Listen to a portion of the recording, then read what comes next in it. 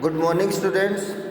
Class 11 geography में हमारा topic चल रहा था चैप्टर फर्स्ट भूगोल एक विषय के रूप में, जिसमें हमने लास्ट वीडियो में देखा था भूगोल की शाखाओं के बारे में, भौगोलिक सूचना तंत्र के बारे में।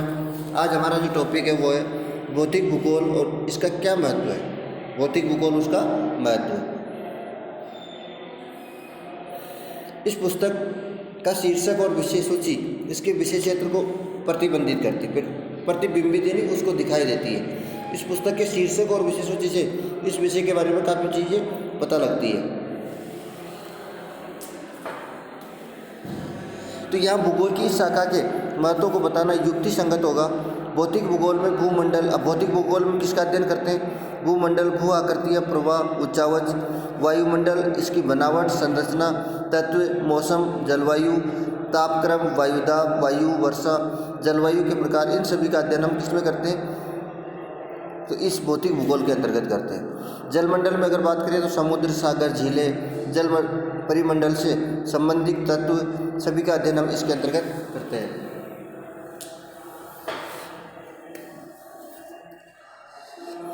जैवमंडल में जीव के स्वरूप, जीव का स्वरूप कैसा है, यानी इस धरातल पर जो रहने वाला जो जीव है वो जीव मानव तथा वृद्ध जीव और उसके पोषक प्रक्रम, यानी किस प्रकार से उनका पोषण होता है, इस चीज़ का अध्ययन भी हम, जैसे खाद्य श्रृंखला, पारिस्थितिकी प्रांचल एवं पारिस्थितिकी संतुलन किस प्रकार बना हुआ है, कौन से जीवों बीच में से हट जाएंगे तो हमारा पारिस्थितिकी संतुलन बिगड़ जाएगा, कौन से जीवों की अधिकता होने पर, कौन से जीवों की कमी होने पर। तो ये पारिस्थितिकी संतुलन में हम इस चीज़ का अध्ययन भौतिक भूगोल के अंतर्गत करते हैं।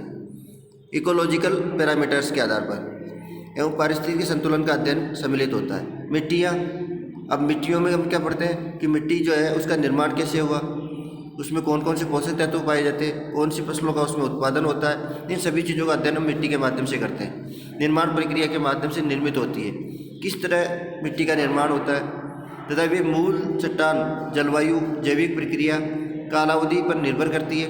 कालावधि मिट्टियों को परिपक्वता प्रदान करती है तथा मृदा पार्श्विक प्रोफाइल के विकास में काफ़ी, यानी मृदा पार्श्विक अर्थ मृदा के बारे में काफ़ी कुछ जानकारी इससे हमें प्राप्त होती है।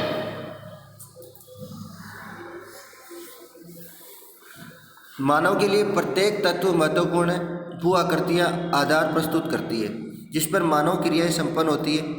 अब भू आकृतियाँ क्या होती है? आधार प्रस्तुत करती है मिट्टी निर्माण के लिए।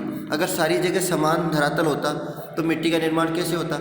जब आपस में जब मिट्टी, पर्वत, पठार, मैदान जो होते हैं तो पर्वतों से जब शिलाएं, चट्टानें टूट कर गिरती है तो उससे क्या होता है? बारीक कण जो होते हैं उससे मिट्टी का निर्माण होता है। तो ये जो भू आकृतियाँ होती है यही मिट्टी के निर्माण के लिए सहायक होती है, जिस पर मानव कई प्रकार की क्रियाएं संपन्न होती है। मैदानों का प्रयोग कृषि कार्य के लिए किया जाता है, जबकि पठारों पर वन तथा खनिज संपदा ज़्यादा देखने को या विकसित होती है। जबकि पठारों पर वन और खनिज संपदा विकसित की जाती है। पर्वत, चरागाह, वनों, पर्यटक स्थलों के आधार पर निम्न क्षेत्रों को जल प्रदान करने वाली जो नदियाँ हैं, नदियों के स्रोत है। जलवायु हमारे घरों के प्रकार, वस्त्र, भोजन को प्रभावित करती है। जलवायु के आधार पर हम क्या करते हैं? अपने घरों को बनाते हैं, हम वस्त्र पहनते हैं जलवायु के आधार पर। जैसे शीत ऋतु आती है तो हम गर्म वस्त्र पहनना प्रारंभ कर देते हैं। जैसे ग्रीष्म ऋतु आती है तो हम ऊनी वस्त्र को छोड़ करके हल्के वस्त्र पहनना प्रारंभ कर देते हैं। तो ये जो परिवर्तन है, ये परिवर्तन इसी के कारण भौतिक भूगोल में इन चीज़ों का अध्ययन करते हैं। जलवायु का वनस्पति सस्य प्रतिरूप, जलवायु का यानी सस्य का अर्थ होता है कृषि प्रतिरूप। कृषि को किस प्रकार जलवायु जो है वो प्रभावित करती है। पशुपालन, कुछ उद्योग आदि पर गंभीर प्रभाव पड़ता है। मानव ने ऐसी तकनीक विकसित की है जो सीमित क्षेत्र में जलवायु को अपरिवर्तित, मॉडिफाई कर देती है। आज वर्तमान में हम देखते हैं ग्रीन हाउस प्रोजेक्टों के माध्यम से जो प्राकृतिक चीज़ें होती हैं उसको भी हम परिवर्तित करने में सक्षम हो चुके हैं। किस प्रकार से हम यानी जलवायु को, प्रकृति को कंट्रोल करते हैं और अपनी फसलों, जो फसलें बोते हैं उन फसलों पर उसका प्रभाव ज़्यादा इफेक्ट नहीं डाल पाता, ज़्यादा प्रभाव नहीं डाल पाता। लेकिन वो क्षेत्र विशेष कुछ क्षेत्रों में ही की जा सकती है, संपूर्ण क्षेत्र पर इस प्रकार की विधि को नहीं अपनाया जा सकता। तो तकनीक विकसित की जो सीमित क्षेत्र जलवायु, सीमित क्षेत्र का मतलब केवल कुछ क्षेत्र की जलवायु को परिवर्तित कर सकता है, मॉडिफाई कर सकता है। जैसे वातानुकूलित, जैसे एक रूम को हम क्या करते हैं? एसी के माध्यम से गर्म समय में भी ठंडा कर सकते हैं, एयर कंडीशनर के माध्यम से, वायु शीतक एसी के माध्यम से, तापमान, वर्षा, वनों के घनत्व, घास प्रदेशों की गुणवत्ता सुनिश्चित करते हैं। भारत में मानसूनी वर्षा कृषि आवर्त प्रणाली को क्या करता है, जो मानसूनी वर्षा है वो कृषि प्रणाली को गति प्रदान करता है, आगे बढ़ाता है। वर्षा भूमिगत जल को, जब वर्षा होती है तो उससे क्या होता है, हमारा भूमिगत जो जल है वो काफ़ी ऊपर आ जाता है। पुनरावशेषित कर कृषि और घरेलू कार्यों के लिए जल की उपलब्धता संभव होती है। जब हमारे यहाँ बारिश अधिक मात्रा में होती है तो हमारा जो भूमिगत जल है वो भूमिगत जल का स्तर काफ़ी ऊपर आ जाता है और उस जल का प्रयोग हम क्या करते हैं, सिंचाई और पेयजल के रूप में करते हैं। हम संसाधनों के भंडार समुद्र का अध्ययन करते हैं। वह मछली एवं अन्य समुद्री भोजन के अतिरिक्त खनिजों की दृष्टि से भी संपन्न माना जाता है, यह संपन्न है।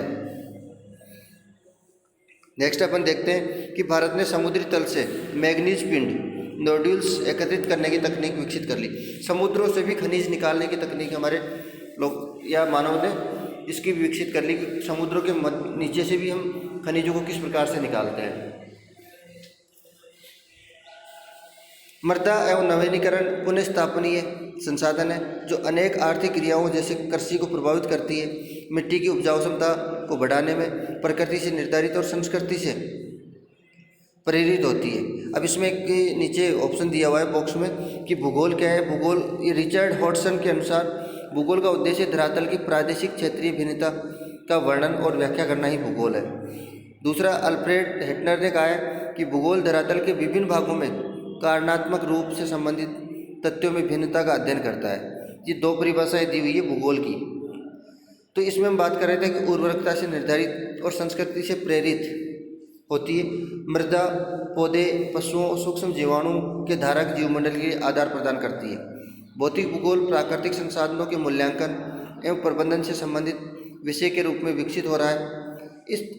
अब इसने कहा है कि भौतिक भूगोल जो है आज वर्तमान में प्राकृतिक संसाधनों के मूल्यांकन, उन चीज़ों का अध्ययन करने के साथ साथ उनके प्रबंधन से संबंधित विषय के रूप में भी जाना जाने लगा है। इस उद्देश्य की पूर्ति है तो भौतिक पर्यावरण एवं मानव के मध्य संबंधों को समझना। अब इस चीज़ों की पूर्ति कैसे हो सकती है, जब मानव और भौतिक पर्यावरण के मध्य के जो संबंध है उनका अध्ययन करना हमारे लिए आवश्यक है। भौतिक पर्यावरण संसाधन प्रदान करता है। भौतिक पर्यावरण हमें क्या करता है, संसाधन उपलब्ध करवाता है। अब उन संसाधनों का उपयोग मानव किस प्रकार से करता है, वो चीज़ मानव और दोनों के मध्य जो संबंध है उनसे ज्ञात होगा।